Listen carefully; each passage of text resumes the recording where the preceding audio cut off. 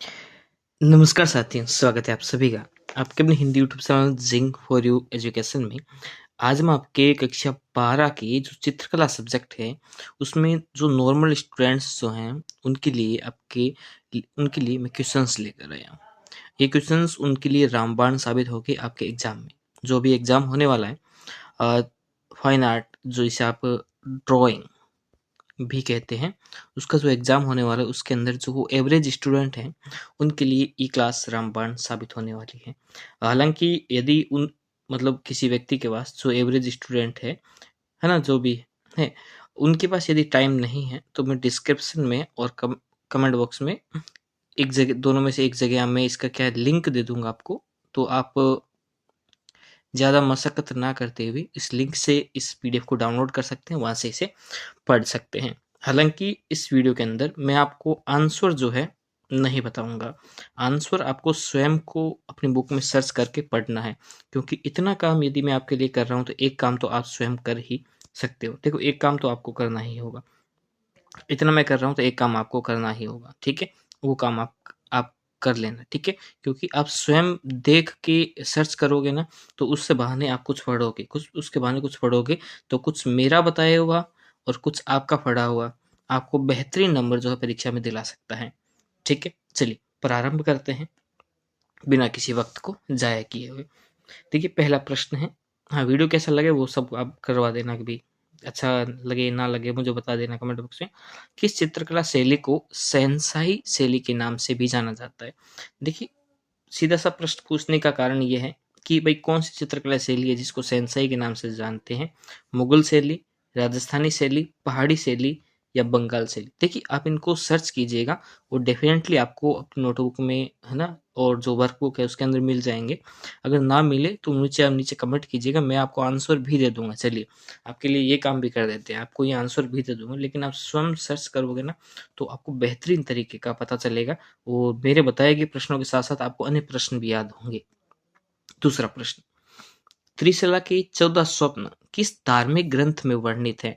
कल्पसूत्र, रामायण, महाभारत या मुद्रा राक्षस? किस में है ये आपको जो ऑप्शन में बताना है। ध्यान रखिएगा, आप जब अपने पेपर में जब आंसर दे के आओ तो एक ऐसी सारणी बना लेना जिसमें एक साइड प्रश्न और एक साइड उत्तर लिख लेना। तो 1 नंबर प्रश्न, 2 नंबर प्रश्न, 3 नंबर प्रश्न, मतलब जितने प्रश्न है बना लिए और साथ में लिख देना कि भाई इसका ए होगा, इसका सी होगा, इसका ए होगा, ऐसे लिख देना और साथ में उसका आंसर भी लिख देना कि भाई ये आंसर कौन सा है इसका, जैसे, ठीक है। ओके, जैसे इसमें कल्प सूत्र आ गया तो ए ऑप्शन आ गया और यहाँ लिख दिया आपने कल्प सूत्र, ठीक है। मैंने आंसर आपको सही आंसर नहीं बताया मैंने, आप अब ऐसे मान लीजिए मैंने आंसर नहीं बताया, अगर बताया भी है तो सही नहीं बताया, गलत बताया है, ठीक है। ये मान के चलो आप, और इसको अच्छी तरीके से याद करना, ठीक है।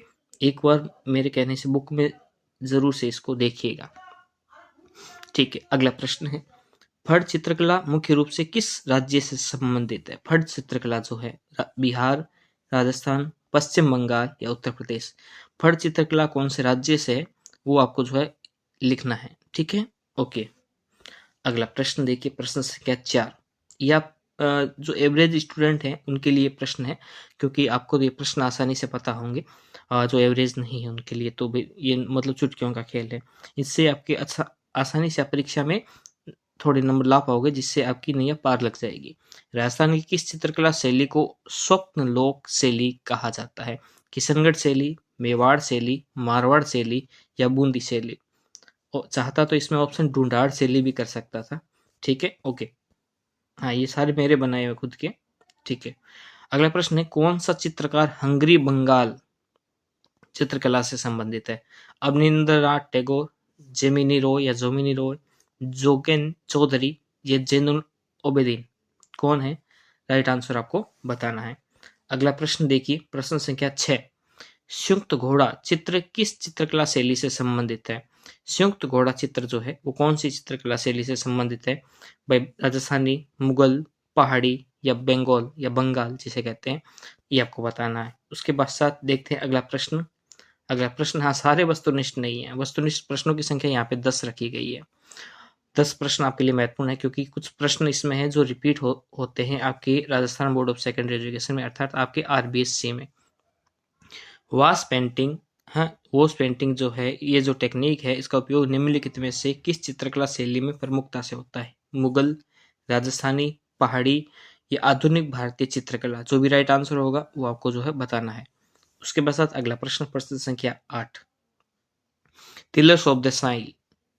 टिलर्स ऑफ द साइल जो है, ये चित्रकला किसने बनाई थी? ये आर्ट जो है किसका है पूछ रहा है? Jamini Roy, Nandalal Bose, F F Husain, M F Husain है, एम एफ हुसैन या राजा रवि वर्मा? कौन है इसका राइट आंसर, वो आपको जो है लिखना है। ओके, अगला प्रश्न है 9वां प्रश्न, बेसोली चित्रकला।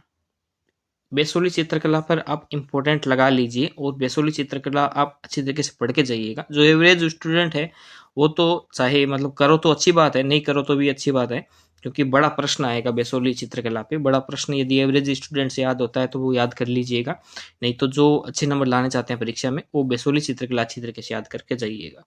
किस राज्य से संबंधित है? मध्य प्रदेश, राजस्थान, हिमाचल प्रदेश या जम्मू कश्मीर? किस राज्य से संबंधित है? ठीक है, बताना है। अगला प्रश्न है और एमसीक्यू, जो ये एमसीक्यू है, मल्टीपल चॉइस क्वेश्चन है, इसका अंतिम प्रश्न है। कंपनी शैली का मुख्य उद्देश्य क्या है?